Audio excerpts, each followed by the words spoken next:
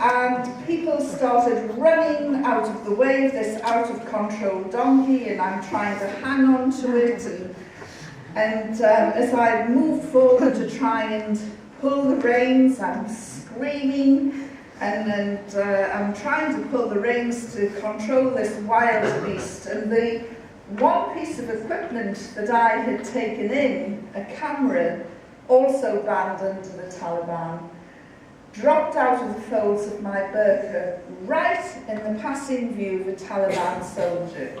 He saw the camera and he screamed, and in truth I don't know whether he stopped the donkey and pulled me off, or whether the donkey just stopped at his feet and threw me off. I just remember going up into the air, crashing down, picking myself up and looking through the grill of my burqa at this Taliban soldier.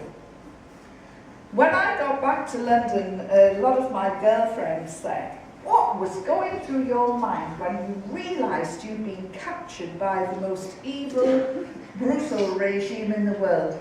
I said, "Well, I'm looking through the burqa of this man, and I just thought for a nanosecond, and it was a nanosecond, I looked at this man and I thought, my goodness, you are gorgeous."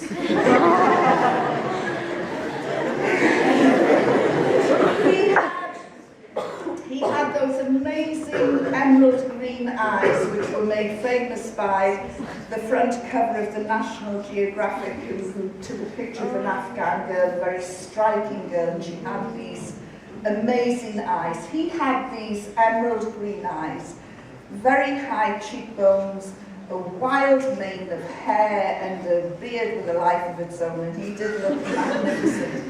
But as I say, it was for a nanosecond, and he was shouting at me, and I thought he wants the camera. So I took the camera off and I gave it to him, and then I stood back and closed my eyes, waiting to be shot. Because, you know, this was an evil, brutal regime. It's what George Bush and Tony Blair told us, and they wouldn't lie, would they? So I'm standing there with my eyes shut for about 10 seconds. That's a long time when you're waiting to be shot. And I opened my eyes and he'd gone. And I'm looking around and he'd gone over to the donkey trader. He wanted to know who is in charge of this woman, and then I will find out who was responsible for bringing this camera into the country. And I thought, he doesn't realise I'm a Westerner. I can get away. And, you know, we had discussed with the guys, you know, if things go pear-shaped, what do we do? And we all decided it's every man and woman for themselves, and we wouldn't know each other. So I thought, yeah, things have gone pretty much pear-shaped, and so I started to walk off. I saw a crowd going over. There were 3 or 4 women in the back with burqas, and I thought, I can get away here. So I attached myself onto this other group. What's one more burqa in the crowd? And then I looked back, and I saw the soldier challenging one of my guides and smacking him across the face. And I thought, oh, well, you know, I can't help him now. It's, you know, I'm looking after myself, and I continued. And then I looked back again, and by this time there were about 80 men around my 2 guides, and I thought, I can't leave them. So I went back, and I tried to push my way through this crowd, and I was thrown back. This was man's business. It had nothing to do with the woman. And I tried again, and I was thrown back again, and in the end I just thought, well, there's only one thing to do. And so I took off my burqa and shouted, will somebody let me through? And suddenly everybody froze, and it was a pin drop. I was wearing a shalwar kameez, and they were thinking, where's this Westerner come from? And they just parted.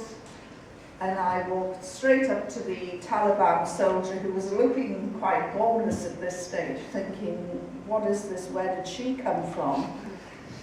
And then I threw a glance to my guides, thinking that they would be so impressed with this noble gesture.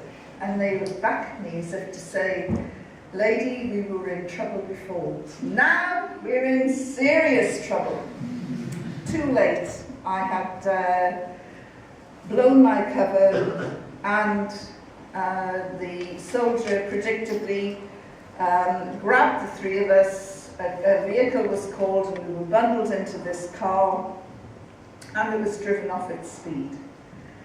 The driver and the soldier started arguing, and they had quite a heated discussion, and they kept turning round, and it was something to do with me. And they stopped the car, the soldier got out and he pointed his Kalashnikov and motioned for me to get out of the car. And then he took me to a raised piece of ground and pointed for me to stand on it, which I did.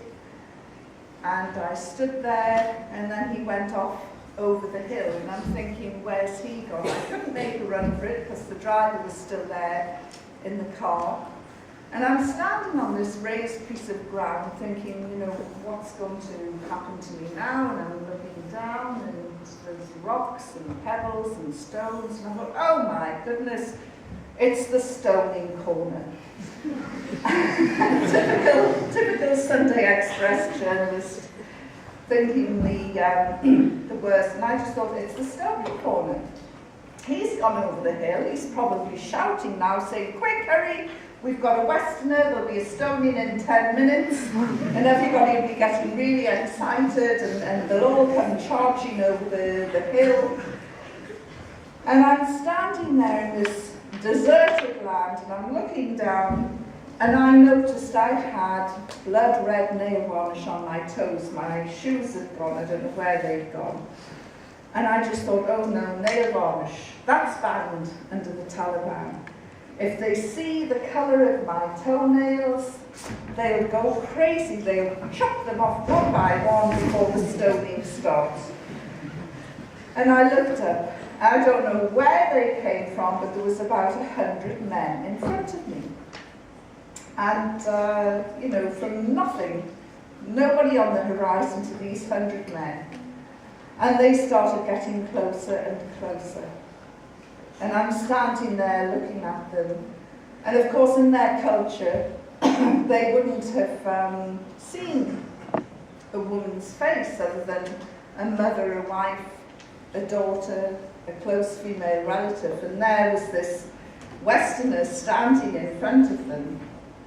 So they were probably wanting to get a closer look at this odd spectacle, as you would have, seen a panda in the zoo for the first time. So they're getting closer and closer. I'm thinking they're coming closer and closer because they want to take a good aim when the stoning starts. And I just thought, I'm just going to go on my knees and start praying.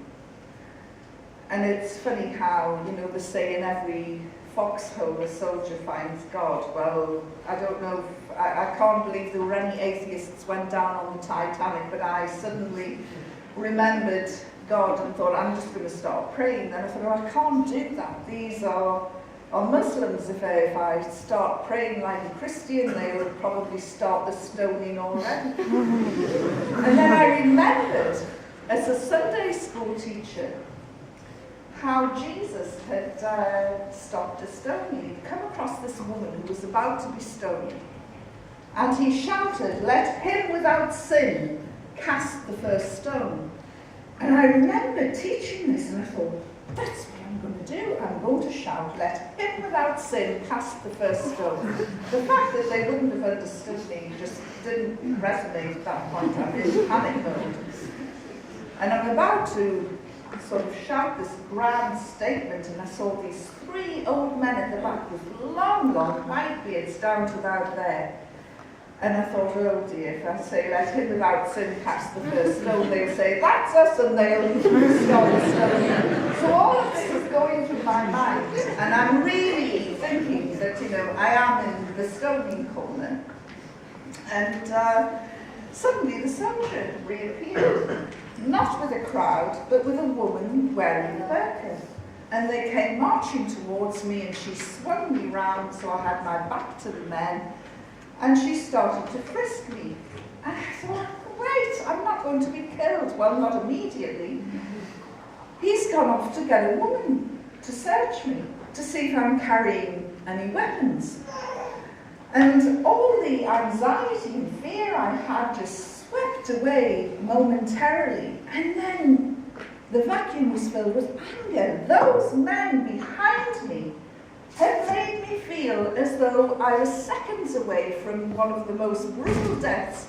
And I pulled away from the woman wearing the burqa. I swung back round at the men, and I shouted at them, and I said, I am not carrying any weapons. And then I picked up, I was wearing the shalwar kameez, the trousers and the dress, and I picked up the hem of my dress and went, look! Of course, this was highly inappropriate for a woman in Afghanistan. And the men collectively went, like that, and then they turned and ran as though the devil was snapping at their heels.